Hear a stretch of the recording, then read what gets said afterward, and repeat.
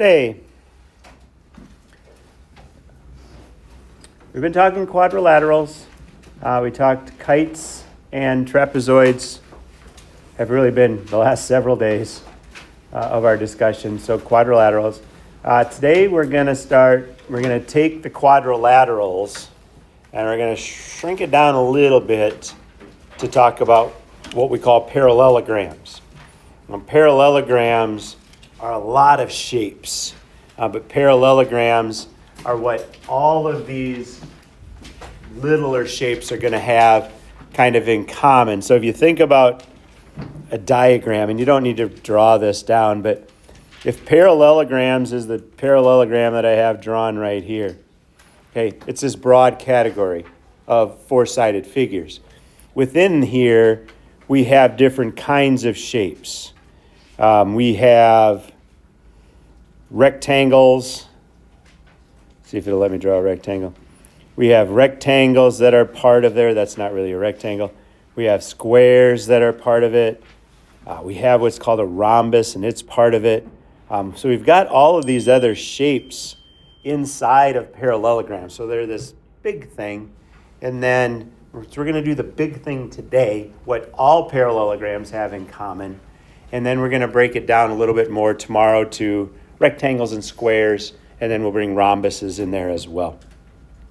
So today, our main goal today is to talk about the different properties of parallelograms, and then to be able to take those different properties and apply them to different problems so that we can find missing sides and missing angles. So we're going to go through the properties real quick. Not real quick. We'll take some time with them, kind of explaining them as we go along. Easiest way for you probably to do this is to draw the diagram. And we'll talk about it, and we'll mark up the diagram with all the different pieces as we talk about them. So first, basic one, a parallelogram is a quadrilateral. So it's a four-sided figure. Within that four-sided figure, the opposite sides are going to be parallel. Parallelogram makes sense then that the opposite sides are going to be parallel. So if we look on the diagram, remember how we denote parallel. We denote parallel with these triangles. So it says that opposite sides are parallel. So those two sides are parallel to each other. And then these two sides are parallel to each other. Oops. These two sides are parallel to each other as well. You can remember what parallel means, or to go off in a direction. They never intersect each other if we continued those lines. But first and foremost, I think it makes sense if we call it a parallelogram. It makes sense that opposite sides are going to be parallel. So that's kind of the first property that you need to kind of make sure you have written somewhere, that opposite sides are parallel. We've marked it on the diagram with our triangles. It's important that you write down the just little keynote of it as well. So you've got kind of a nice little place for everything all inside of there. So now that we know that we're parallel, other things that then they have in common. Opposite sides. Opposite sides are going to be congruent to each other as well, meaning that they have the same measure as each other. So remember when we do congruency, we do congruency with tick marks. So if I put a tick mark on that side, its opposite side is going to have one tick mark as well. I'll change colors here. And then this side is going to be congruent to this side. So we'll put two tick marks there. And I think I'm going to change the color of this one just to red so that they're the same. So opposite sides are congruent to each other. So again, remember what it means to be congruent. If I tell you that this side here has a measure of 10, this side has to be 10. If this side is smiley face, this side has to be smiley face. They have to be the same thing. No matter what I put there, they have to be the same. Whether it's a variable, whether it's an image, whether it's a length, they have to be the same. So opposite sides are parallel, opposite sides are congruent. The next thing that happens is the angles. Opposite angles are going to be congruent to each other as well. So that's the next one. Opposite angles are congruent. So when we're talking about opposite angles, we're talking about, okay, if I mark this one down here, and I'm down here, if I mark that with one tick mark, then the opposite angle of it is over here. I'm going to mark that with one tick mark as well, meaning they're the same measure. Well, the other set of opposite angles have to be congruent to each other as well. So the measure of the two other opposite angles, here and here, they're congruent to each other as well. And it's just one of the properties that all parallelograms have to take. No matter if it's 90 degrees or 120 degrees or 60 degrees, the opposite angles to each other have to be congruent. So again, 60, 60, 120, 120, or whatever. Okay. The next thing, and this one starts to confuse people just a little bit, but it's kind of cool how it works. Consecutive angles are supplementary. And the thing about it is it's any consecutive angles are supplementary. So if I label this angle 1, angle 2, angle 3, and angle 4, those are my angles. The measure of angle 1 plus the measure of angle 2, that has to equal 180 degrees. And if you think about it, these two lines are parallel, cut by the transversal. Same side interior angles are supplementary. That's why it works. But if I keep going, angle 2 plus angle 3 have to be congruent, have to add up to 180 as well.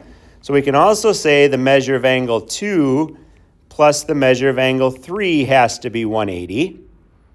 Again, because 1 and 3 are congruent to each other, it's just the transitive property. I can just plug it in there. So 2 and 3 have to add up to 180. Well, then probably 3 and 4. So the measure of angle 3 plus the measure of angle 4, that has to be 180. So those two have to be 180. And then the last one, the measure of angle 4 plus the measure of angle 1, that all has to be 180. So any two angles that, if you're going around the clock on a parallelogram, you touch two angles, they have to add up to 180. Now understand, it's the full angle. It's the full angle. So it's this whole angle here, because I'm about to cut this in pieces here in just a second. But it's the whole angle where we have our consecutive angles supplementary. The last property that we have to talk about talks about the diagonals. So we have to draw in the diagonals. We don't have the diagonals in here right now, but if I go ahead and draw these in here, remember a diagonal goes from 1 to the opposite corner. There's one of the diagonals. And then I also have this second diagonal. The diagonals, they bisect each other. So bisecting means that the measure of this piece right here, this short piece here, is congruent to this short piece right here. So if this is 10, this is 10. This short part here is congruent to that short part there. Okay? And notice there's 3 tick marks and 3 tick marks, 4 tick marks and 4 tick marks. So all of the diagonals, they're not, these little pieces of the diagonals, they're not all the same. We're going to get a shape where that happens. But in all parallelograms, these have to happen. Okay, the diagonals bisect each other. Okay. So here are our properties that we have for parallelograms. Now you're going to find some other things out here as well here in just a little bit because of some things that we can do. They're not really properties, but they work. You'll find out that this angle here is congruent to this angle here. They're alternate interior angles. This angle here is congruent to this angle here. Alternate interior angles are congruent to each other. And we'll look at that as we do the next drawing. All right, so here's what I want you to do. I want you to go ahead and draw this. Do not put, I just want the drawing. I don't want you to put these pieces on there. So I just want the drawing. I'm not going to worry about all of this other stuff, just the drawing.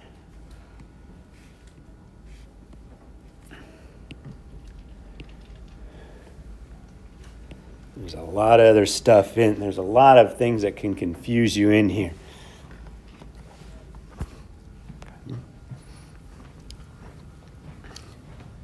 So as you're drawing it, just kind of explains what the directions say. The directions say take a look at the given measurements in the parallelogram below. So they tell us it's a parallelogram. Since they've told us it's a parallelogram, all of our properties have to hold. Opposite sides congruent. Opposite sides parallel. Opposite angles congruent. Diagonals bisect each other. And consecutive angles are supplementary. All those things have to hold. Okay. Our job in this one is to use those properties. It says to fill in the missing blanks. I'm going to argue that if we did all those missing blanks, we're going to find every other measure that's on here. Okay? If it's not written in it, we're going to find it. So we're going to find the measure of this angle, of this angle, of this angle, this angle, this angle, this angle, this angle, this angle, and this angle. So we're going to find, just using the properties, the measure of all of those angles. We're also going to find the missing sides. So we're going to find this side, we're going to find this side, we're going to find this portion, and we're going to find this portion. And we have all the information that we need to do as long as we remember the properties first and the sum of the interior angles of a triangle is 180. That never goes away. That stays around quite often. Okay? So let's take a look. Sides first. Sides are easiest, right? So if I have this distance is 15, what's this distance down here have to be? 15. They have to be the same. So I know that side is 15. If I have that this side is 9, this side has to be 9. Opposite sides are congruent. Okay, I look and see what else I have. I have that this distance here is 12. So what other distance is 12? S to Q. So S to Q has to be 12 as well. What's the distance from S to U? 7. Has to be the same as from S to D. Okay? So I think we've got all the sides taken care of. So now let's talk about angles. Okay, so let's see what we got. Okay, so I've got this one's 45. I got this one is 98. Can we find this one over here? Do you see this triangle sitting right here? So we've got that triangle sitting there. 3 angles of a triangle have to add up to 180. So if I take 180 minus 98 minus 45, I'm going to get the measure of that angle. Hey Siri, what's 180 minus 98 minus 45? 180 minus 98 minus 45 is 37. Okay, so I know the measure of that angle is 37 degrees because the sum of the interior angles of a triangle have to add up to 180. Okay, so I've got that one. I know this is 98 right here, right? What do these two have to add up to? 180. It forms this straight line, right? So if I go 180 minus 98, I should have the measure of that angle right there. Hey Siri, what's 180 minus 98? 180 minus 98 is 82. Okay, so the measure of that angle is 82. Everybody see what I'm doing so far? Now, vertical angles are congruent. Remember, vertical angles are angles that are across from each other. So these two angles are across from each other. So if that one's 98, this one has to be 98. If this one is 82, this one has to be 82. So we've got all of these degrees thing going on here. Okay.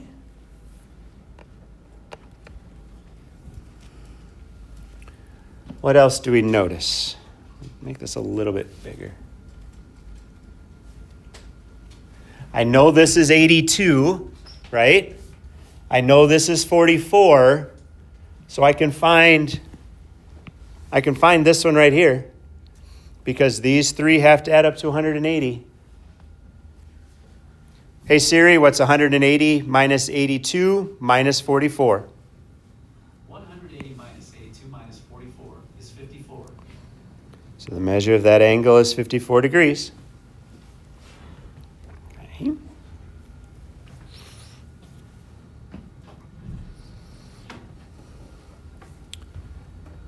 All right, so I know this is 54 degrees.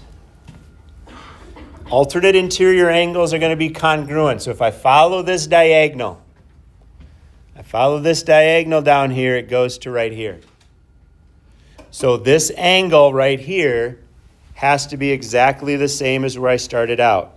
So that has to be 54. Alternate interior angles are congruent. So if this is 45, what does this one have to be? That one has to be 45. They have to be the same. Do you see that going on in the other direction? This is 37. I cross over the transversal. I follow it all the way down. Angle A has to be 37. That angle A has to be 37, and the other one has to be 44. I think we've got everything filled in there, don't we? Okay. It's all there. You've got it up in here. You've just visually got to be able to see what's going on. You got to look for triangles. You got to know the properties of a parallelogram. You have to know that alternate interior angles are congruent. There's a lot going on within this picture, but it's certainly something that you guys can do. Okay. Any questions with that example? Okay. Let's look at the next one.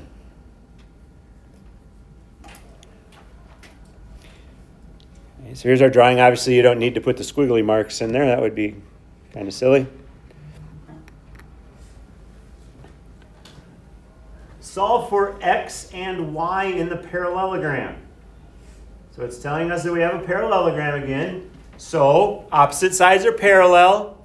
Opposite angles are congruent. Opposite sides are congruent.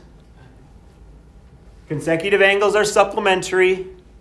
And the diagonals bisect each other. There's no diagonals in here, so we don't have to worry about it. We've got two sides. They're apart from each other. So we've got 5x plus 1, and we've got 4x plus 8.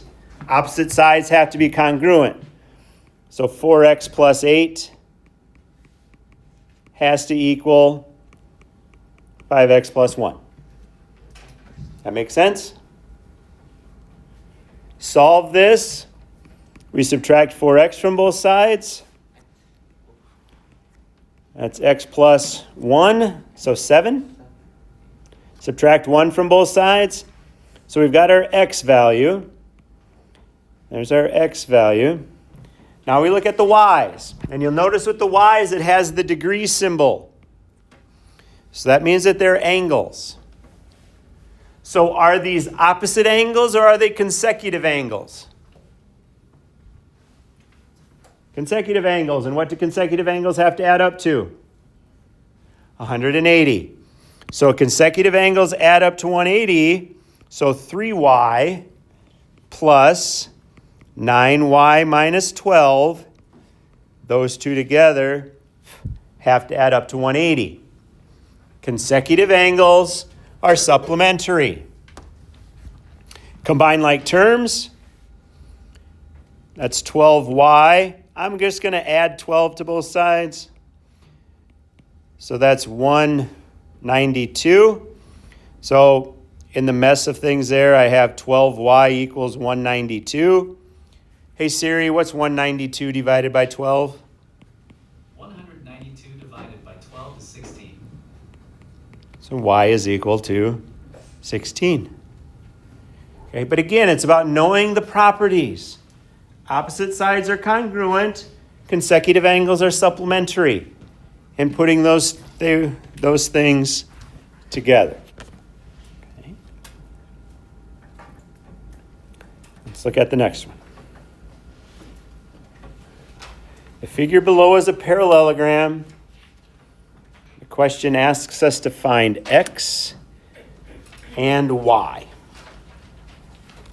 So I'll have to blow this up a little bit so you can see it a little bit better. Figure below is a parallelogram. Find x and y. So opposite sides are congruent, opposite sides are parallel, the diagonals bisect each other. Consecutive angles are 180 degrees. All of those things. What's the easiest one to find? I think y would be easier, wouldn't it? Y is on the diagonals, right? So what does 5y plus 4 have to do? They have to be the same. They have to be the same. So 5y plus 4 has to equal 2y plus 13. So I'm going to write it right here. So 5y plus 4 is equal to 2y plus 13. The diagonals bisect each other, meaning that they're the same. So subtract 2y from both sides. 5 minus 2 is 3, so that's 3y plus 4 equals 13. Subtract 4. 3y equals 9. Y is equal to 3.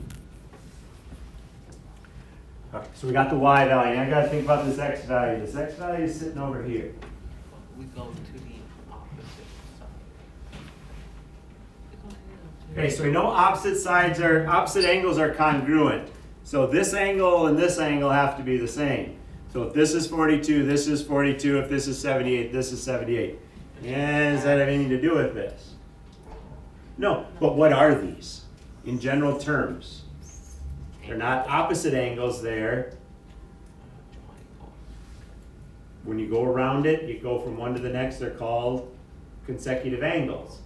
What's the sum of consecutive angles? 180. 180, right? It looks a little bit different, but if we think about this, what's this whole thing? That whole thing's going to be 78 plus 42. So 78 plus 42. Hey Siri, what's 78 plus 42? 78 plus 42 is 120.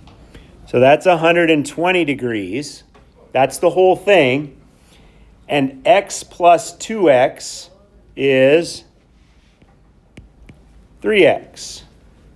So our whole angles are 120 and 3x. So because they're consecutive angles, 120 plus 3x has to equal 180. Consecutive angles are supplementary. Subtract 120 from both sides. 3x equals 60. Divide by 3. X equals 20. And that's your solution. Okay? So these are the types of problems that you're going to look at today on your assignment. Okay, you've got, I think there's like 12 questions on your assignment. A couple of them like the first one, and then 2 or 3 or 4 or 8 like these, and then somewhere you just have to do definitions. A couple things to keep in mind as you're doing these. Remember the properties of parallelograms. Opposite sides are parallel. Opposite sides are congruent. Opposite angles are congruent. Consecutive angles are supplementary, and the diagonals bisect each other. Keep that in mind with the properties that we've already talked about. The inside angles of a triangle always have to add up to 180, and those different types of things as well as you're going through the assignment today. Any questions?